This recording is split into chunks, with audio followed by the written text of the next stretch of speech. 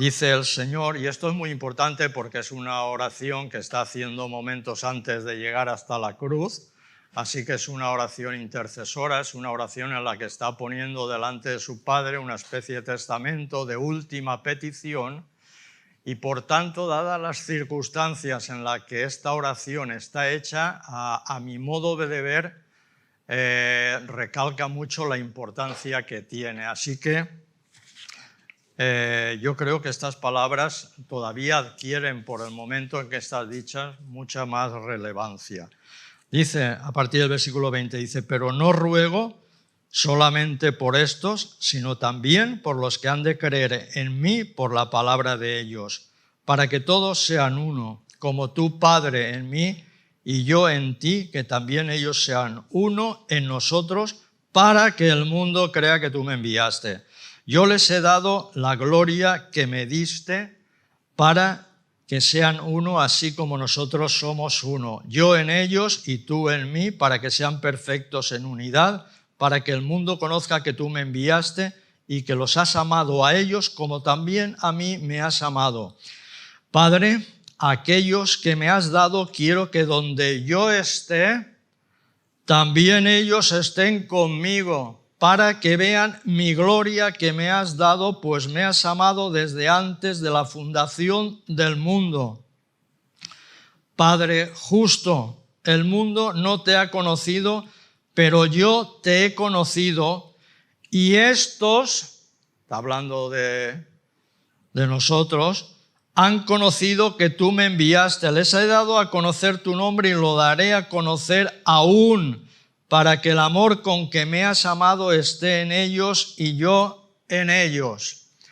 Bien, el texto que acabamos de leer, o en este texto Jesús está orando específicamente por las personas que han de creer en Él por la palabra o por el testimonio de quienes le conocen. En este caso, ¿quiénes le conocían a Jesús? Pues le conocían todos los apóstoles, estaban allí con Él y le conocían muchos discípulos también. Así que solamente el detalle de que Jesús esté orando ya por el testimonio de quienes no le conocen es muy gratificante, y creo que esto nos debe poner en alerta. El Señor Jesús allí, momentos antes de llegar a esa cruz, está orando por ti y por mí, por la vida que vamos a tener tú y yo, y sobre todo por el testimonio que vamos a dar cada uno de nosotros. Así que yo no le restaría ni un ápice de importancia a lo que está diciendo Jesús en aquellos momentos. En otras palabras, está rogándole a Dios por cada uno de nosotros. Eso de una manera sencilla, rogándole a cada uno de nosotros, rogándole a Dios. Y pide algo muy particular, la unión de todos los discípulos entre sí, la unión de todos sus discípulos entre sí y con Dios. Y lo está haciendo y lo está pidiendo, que esa unión entre cada uno de nosotros y con Dios sea de una manera análoga nada más y nada menos que a la forma de relacionarse de las tres personas divinas. Creo que me voy a poner esto aquí porque hace un viento huracanado y me lo va. No me gusta bajar la cabeza, pero bueno. Así que esto es muy importante. Hombre, pues sí, no estaría mal. Me dan una pinza, y así yo la pongo ahí.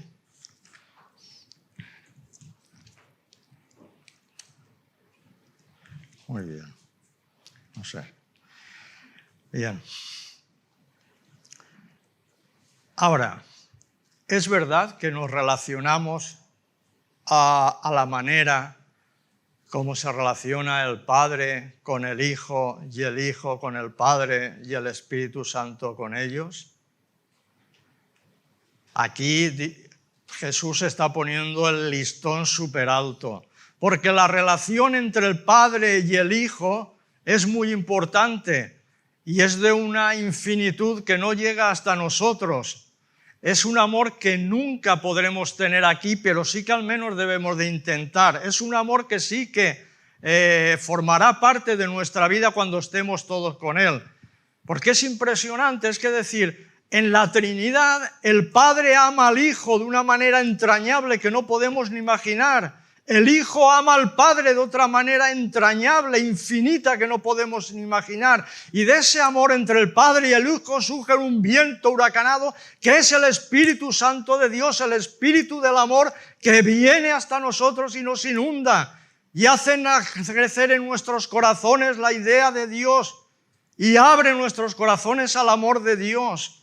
De esta forma se relacionan las tres personas. ¿Y eso a nosotros en qué nos afecta? Pues en nuestra manera de vivir, que es una vida abundante la que Dios nos está ofreciendo, pero muchas veces se torna en vidas mediocres, porque somos incapaces de entender y comprender todo el amor de Dios, el plan de Dios desde antes de la fundación del mundo para cada uno de nosotros, y lo pasamos por alto y centramos nuestros ojos y nuestra vida y nuestras ilusiones en cosas mundanales, en cosas cotidianas de cada día. Y jamás pensamos en el poder y en la gloria de Dios. Bueno, he dicho jamás, pero quizá no es jamás. Quizás sean pocas veces. Así que lo que plantea Jesús aquí, con la manera de relacionarse entre los hermanos unos con otros y como Dios, de la manera análoga a la que Dios está actuando con el Hijo, con el Padre, con el Espíritu Santo, no es una estructura eclesial en la que digamos, bueno, pues vamos a sentar aquí una estructura, aquí unos estamentos, uno aquí, otro aquí y otro aquí, ni mucho menos. Esto no es lo que está diciendo Jesús, aunque sí que es verdad que se aprovecha y se forman grados y estamentos en algunos medios, tanto católicos como protestantes, desgraciadamente. Aquí lo que está reivindicando Jesús y lo que está pidiendo para cada uno de nosotros es una manera profunda de relacionarnos que permite el reconocimiento de nuestras particularidades y características propias. Es igual, yo no soy como Dani, ni él es como yo, ni como Esther, ni Jordi es como yo, ni yo lo voy a ser. Pero ese amor profundo reconoce que tú no eres igual que yo y que yo no soy igual que tú, pero que el amor de Dios abunda en cada uno de nosotros. Porque si no reconocemos que las particularidades no sirven y que el amor de Dios supera todo eso, estamos creando algo que no es el deseo de Dios y que no es la voluntad de Dios. Será otra cosa, será un club, será una iglesia con nombre ahí, pero jamás manifestará la gloria de Dios y lo que Dios quiere para cada uno de nosotros. Dios nos invita nada más y nada menos que a compartir su propia vida trinitaria. Y desde allí nos abre caminos para que nuestro testimonio sea veraz, sea auténtico y el mundo pueda comprender en el envío de Jesús, porque es que de otra manera nadie cree en el envío de Jesús por parte del Padre, y eso estaremos cansados de verificarlo todo en nuestras conversaciones. Jesús empiezan con que si es un maestro de moral, que si es un guerrillero, otros que es un revolucionario, otros que era un hombre ejemplar a modo de Gandhi, de Martin Luther King o no sé quién y tal y cual. No, ni mucho menos. Aquí lo que hay que creer es que Jesús, el que nos dejó todos los evangelios, el que puso aquí y plasmó su propia vida a través de hombres que la escribieron, es el enviado de Dios. Porque si no, lo que vamos a hacer es hablar por nuestra propia cuenta en lugar de hablar de quién nos ha enviado a ti y a mí. Es que nosotros no podemos hablar de nosotros. Tendremos que hablar de la gloria de Dios, de la buena noticia que supone. Y no representarnos a nosotros mismos de ninguna manera. En el versículo 22, que es el que me movió a mí a pensar en esto, Jesús afirma que nos ha dado la misma gloria que su Padre le dio a él, dice el versículo 22. La gloria que me diste les he dado, ¿verdad? Y parece que Jesús ponga la mano y dice, la gloria que me diste La pasa aquí, la cojo yo, les he dado. Esto es muy interesante. Y yo me preguntaba, ¿y qué es esa gloria? ¿Cómo es que la gloria que recibe Jesús me la está impartiendo a mí? ¿Y qué hago yo con ella en mis manos? Ahora, ¿cómo la gestiono? ¿Cómo me desenvuelvo? Porque la gloria de Dios tiene que ser algo muy importante. Y entonces empecé a moverme un poco y ver esto.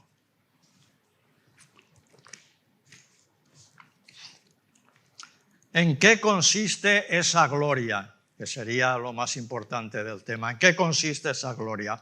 Pues la expresión gloria aparece varias veces, sobre todo en el Evangelio de Juan, comenzando por el prólogo en el capítulo 1, donde dice, vimos su gloria, gloria como del unigénito Padre lleno de gracia y de verdad. Eso ya lo vio Juan y lo relata en el prólogo a su evangelio. Vimos su gloria, estaban viendo a Jesús. ¿Qué es lo que estaban viendo de Jesús? Ahí es donde entramos todos nosotros, a preguntarnos qué es lo que estaba viendo él de Jesús, o ellos de Jesús. Luego en Caná de Galilea, en aquella boda, donde Jesús hace su primer milagro, y convierte un día de felicidad que se había trastocado en un día malo por un error logístico, en un día de fiesta donde la fiesta tenía que seguir, donde la alegría, el gozo de Dios tenía que continuar.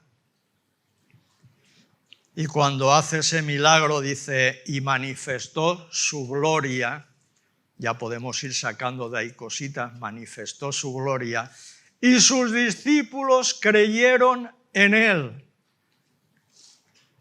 Creyeron en él, dice el evangelista Juan. Así que en más, y siguiendo adelante, ahora vamos a ver otro contraste. En más de una ocasión Jesús manifestó o expresó que no busca la gloria de los seres humanos, ni que tampoco la quiere recibir, sino que solamente busca la gloria de Dios. Y esto lo encontramos en el en el capítulo 5, verso 24.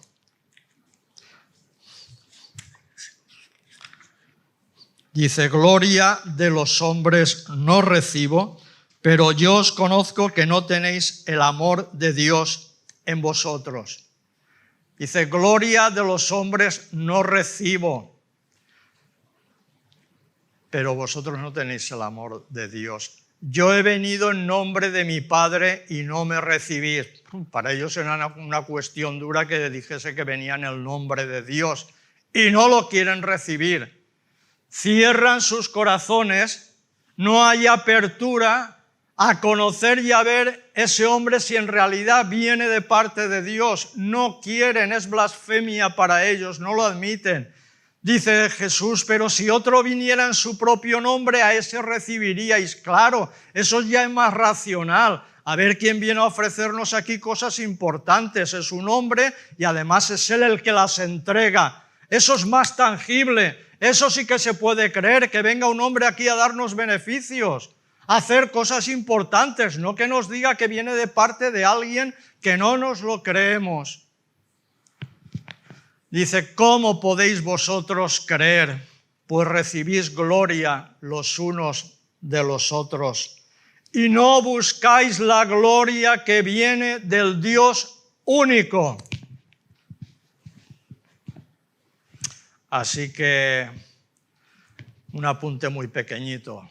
No nos enredemos con la gloria que reciben los hombres los unos de los otros, porque no hay nada más perjudicial y más tentador que recibir gloria los unos de los otros. Y el mundo se mueve así.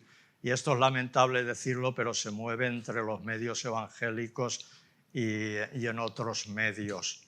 Es decir, si Dani me da gloria a mí, yo en algún momento voy a tener que darle gloria y honra, porque las cosas van a funcionar así. Tú me das y yo te doy y todos somos la mar de felices y todos estamos en un pedestal. Y eso no es así. El Señor Jesús no buscaba la gloria de los hombres ni la quería y se lo dijo muy claro.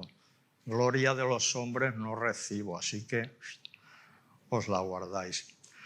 El que habla por su propia cuenta sigue diciendo, su propia gloria busca. ¿Qué verdad es esa, eh? Esa sí que es reconocible, el que habla por su propia cuenta. ¿Qué está buscando el que habla por su propia cuenta? A ver, está buscando lo suyo, está buscando lo suyo, ¿eh? Pero el que busca la gloria del que lo envió, este es el verdadero y no hay en él injusticia. Dice Pedro, para que anunciéis las virtudes de quién, las mías, no, de aquel que os llamó de las tinieblas a su luz admirable. Y lo único que tú y yo podemos hacer es anunciar las virtudes de aquel que nos llamó de las tinieblas a su luz. Las virtudes de aquel, pero jamás las nuestras. Eso es buscar la gloria de Dios. Y en él, dice Jesús, no hay injusticia. Es decir, está haciendo lo auténtico, por lo menos a los ojos de Dios. A los ojos de otros no lo sé. Pero a los ojos de Dios está haciendo lo auténtico. No hay injusticia en él. Bien, eso lo dice en el capítulo 7. Dice, sigue diciendo más, dice, es una gloria que ha compartido, o lo digo yo, es una gloria que ha compartido Jesús con el Padre desde antes de la fundación del mundo. Dice Jesús, ahora pues, Padre, glorifícame tú al lado tuyo con aquella gloria que tuve antes que el mundo existiera. Es decir, aquí se nos está dando una herencia que sobrepasa la creación del mundo, sobrepasa todos los millones de galaxias, todo lo que se pueda conocer, que no se conoce prácticamente nada del universo. Cuando no existía nada, cuando el Padre y el Hijo vivían en esa gloria con el Espíritu de Dios moviéndose, allí estaba esa gloria que un día sería destinada para que nosotros la gestionásemos. O sea, el tema no es baladí, el tema es muy importante. Y a veces nosotros parece que andemos un poquito despistadillos. La palabra gloria tiene dos interpretaciones. Es una palabra griega que se llama doxa, y cuando hablamos de ortodoxia estamos diciendo recta opinión o recto juicio. Significa opinión, doxa significa opinión o juicio, ¿eh? O sea, eso es lo que dice. Pero, también tiene otro significado, que es el que suele estar mucho más vinculado en el Nuevo Testamento, que se le vincula con el esplendor o con la luz de Dios. Y esta palabra, y esta luz de Dios, este esplendor de Dios, viene también, se desprende de otra palabra hebrea, que se llama kabod, y que nosotros como los hebreos, pues nosotros los conceptos son muy limitados en una palabra, pero en el hebreo es muy amplio. Entonces la palabra kabod significa exactamente la luz inefable que caracteriza la magnificencia y la perfección de Dios, algo que ni siquiera se puede mirar. Y ahora veremos lo que nos dice el apóstol Pablo con referencia a esa gloria, a esa luz y a esa magnificencia. Dice el apóstol Pablo en la segunda carta a los Corintios, capítulo 3, versos 7 y 8, dice, les está diciendo a estos judíos, dice, si el ministerio de muerte grabado con letras en piedra fue con gloria, el ministerio de muerte es la ley, escrita en tablas, es de muerte porque nadie podía seguir ni cumplir todos los mandamientos que ahí había. Era un diagnóstico que Dios quiso hacer a través de su ley para que el hombre entendiese que no es ni mucho menos perfecto, incapaz de cumplir con toda la santidad de Dios y que debe de acercarse a Dios. Bueno, sigo comentando esto. El ministerio de muerte grabado con letras en piedra fue con gloria, tanto que los hijos de Israel no pudieron fijar la vista en el rostro de Moisés, a causa del resplandor de su rostro, el cual desaparecería, es decir, cuando Moisés bajaba del Sinaí, el resplandor de su rostro desaparecía y ya le podían mirar. Pero fijaos lo que introduce aquí el apóstol Pablo, dice, ¿cómo no será más bien con gloria el ministerio del Espíritu? ¿Y quién está actuando ahora y haciendo el trabajo en cada creyente sino el Espíritu de Dios, el Espíritu Santo? Que Pablo les tiene que decir, ¿a qué os pareció con gloria? ¿Os pareció con gloria ver reflejado en Moisés toda la luz de Dios, que se tenía que tapar y todo, pero que cuando bajó desaparecía? Pues fijaos cómo no será con gloria el ministerio del Espíritu Santo en nosotros. Y esto es algo así, los hebreos tienen una palabra también que es sequiná, que es una palabra muy similar o asociada con el Espíritu de Dios. El Espíritu de Dios. La sequiná es la presencia de Dios en la tierra acompañando a su pueblo. Dice Éxodo, la apariencia de la gloria de Jehová era a los ojos de los hijos de Israel como un fuego abrasador en la cumbre del monte. Éxodo 24. Eso era la sequiná, le llamaban ellos la sequiná, porque no se atrevían a pronunciar el nombre de Dios y lo tradujeron como la presencia de Dios y le llamaron sequiná. Jesús ofrece compartir esa gloria con cada uno de nosotros y de nosotras. Sin embargo, no debemos llamarnos a equívocos. No debemos confundir la gloria que nos promete Jesús en el versículo 22, la gloria que me diste les he dado, con un halo de luz o una coronita a modo de la imaginería tradicional de la iglesia cristiana subido sobre un pedestal, ni mucho menos. Esa no es la gloria de Dios. Así que nadie se imagine que va a vivir por ahí a pasear envuelto en un halo de luz, porque no es así. No es la promesa vivir rodeados de una luz inefable que no nos deje ver la dureza y la complejidad de la realidad que nos toca vivir, que es muy dura. Que nadie piense que no nos van a afectar las miserias de este mundo, la dureza que nos toca vivir, la complejidad, el martirio y la muerte, en muchos casos, como está pasando. Esa es la gloria de Dios. Llegar a morir por Él y estar en la presencia de Él. Y proclamar al mundo que Él es el único Salvador y que hay esperanza todavía para tu vecino, para tu amigo, para tu familiar, para tu compañero de trabajo, porque si no les estamos engañando. Y mejor sería que no dijésemos que somos protestantes o evangélicos o como queramos llamarlos.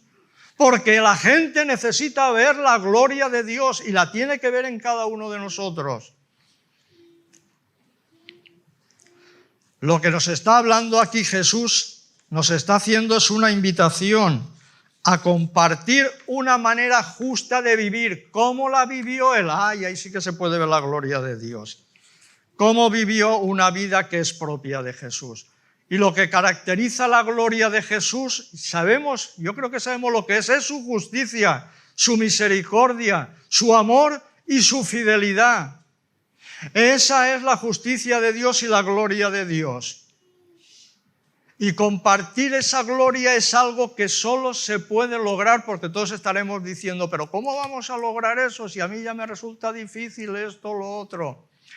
Bueno, yo lo sé, preguntádmelo a mí, que me lo hago la pregunta todos los días también. ¿Cómo se puede compartir esa gloria con mi amigo, con mi cuñado, con mi familiar, con el con el otro, con el compañero de clase, de trabajo, etcétera? Eso solo se puede lograr gracias al empoderamiento del Espíritu Santo en nosotros. Es decir, a la posición en la que nosotros nos abrimos al Espíritu Santo y le decimos, Espíritu de Dios, llena nuestro corazón, muévete como quieras por donde quieras.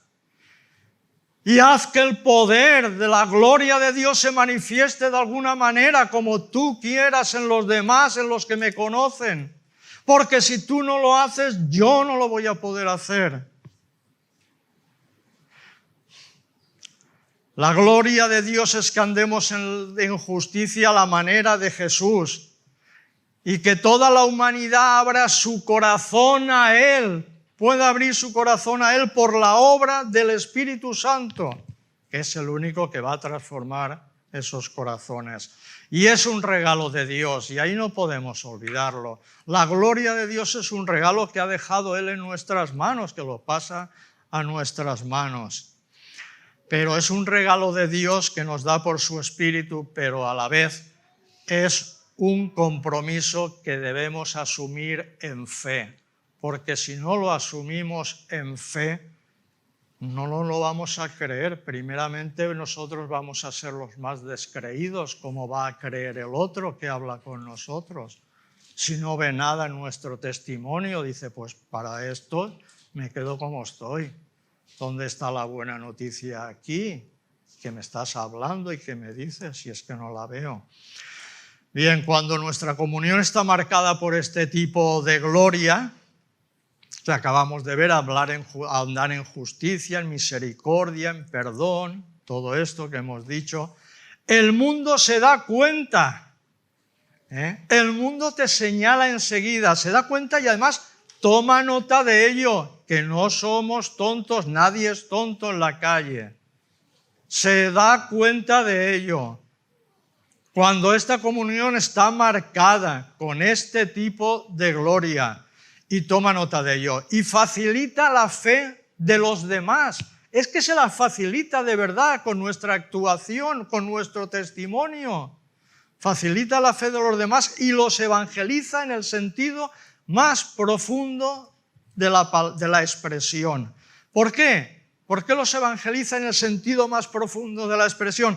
Porque el mensaje de Jesús, entonces en esos momentos, que quizá lo han oído muchas veces, se torna en buena noticia. Dice, caray, pero si Dani me había anunciado, perdón, es que te tengo aquí delante, voy a cambiar, Pablo. Es que tantas veces me había hablado de Jesús, pero ahora estoy viendo algo que no veía nada. Ahora sí que es una buena noticia esto. Bueno, si me acabo de enterar ahora. Tantos años viviendo y no me he enterado que esto es una buena noticia frente a todas las que estoy oyendo todos los días. Porque Dios está ahí en el inconsciente de cada una de las personas, Cuando la caída, la idea de Dios se reprimió en el inconsciente, el pecado la ahogó. Adán y Eva no tenían inconsciente, solo tenían consciente. Pero con la caída se crea el inconsciente y queda sepultado Dios y todo lo que hay. Lo único que hay que hacer es que el Espíritu Santo haga subir al consciente la idea de Dios. Y entonces el hombre se da cuenta. Es que lo que pasó a Jacob, cuando Jacob sale huyendo de su hermano y pasa por Harán y tiene sueño y se acuesta y coge una piedra y la pone de almohada y tiene un sueño y ve una escalera y ángeles que bajan y suben. Y luego Dios arriba dice, yo soy Jehová, el Dios de Abraham, de Isaac, de tus padres, y te voy a dar toda esta tierra, etcétera, etcétera. Y Jacob cuando se levanta dice, ciertamente Dios estaba aquí y yo no lo sabía. Dios estaba aquí y yo no lo sabía. Y eso te lo puede hacer tu amigo, tu amiga, tu compañero. Porque Dios está en él, como decía Dietrich Bonhoeffer, el teólogo alemán, a que los nazis ahorcaron y trituraron y disolvieron todas sus partes por aquel campo de concentración. Decía, Dios está en el fondo del corazón y más allá. Dios está en el fondo del corazón de todo ser humano y más allá. Lo único que hay que hacer es que el Espíritu Santo lo descubra y entonces se convierte en buena noticia. Y Jacob lo descubre, dice, esto es casa de Dios y puerta del cielo, y le pone por nombre Betel, que es casa de Dios, y erige un altar allí con la piedra. Dios estaba aquí y yo no lo sabía. ¿Y cómo vamos a hacer para que la gente sepa que Dios está en el fondo de su corazón? Cuando vivimos peleando y no somos coherentes con el camino de Jesús, se hace muy difícil que el mundo pueda creer que la fe que profesamos tenga algo que ver con la vida abundante, porque no la van a ver. Y más bien, o yo diría más bien, no, desgraciadamente, el Evangelio, en lugar de ser buena noticia, se convierte en mala noticia, porque a los pobres les defrauda y los deja sin nada más, sin esperanza y sin nada. Y vuelven a lo que tenían antes, vuelven a sus conflictos, vuelven a sus necesidades, a sus egoísmos y vuelven a la vida que tenían antes. Dios quiera que por parte de ninguno de nosotros o no tengamos nada que ver en que el Evangelio, en lugar de buena noticia, se convierta en mala noticia para nadie. Lo que Dios nos ofrece, o que lo que Jesús nos ofrece aquí en este pasaje, es un criterio concreto y práctico a la hora de evaluar nuestra conducta eclesial y extraeclesial dentro y fuera de aquí. Y la pregunta es esta: ¿nuestra forma de ser refleja la vida trinitaria de Dios? Nuestra forma de ser refleja la vida trinitaria de Dios. La gloria que Jesús nos da no consiste en nuestro entusiasmo por la alabanza, que también está muy bien, la perfección de nuestra liturgia, que se haga con solemnidad, que está bien, o la capacidad de preparar un buen sermón, que también está muy bien. Lo que consiste es en una forma de vivir que se compromete en todas sus dimensiones, ya sean públicas o privadas, individuales o colectivas. Se compromete con el camino de Jesús. Si no es así, no podremos hacer nada.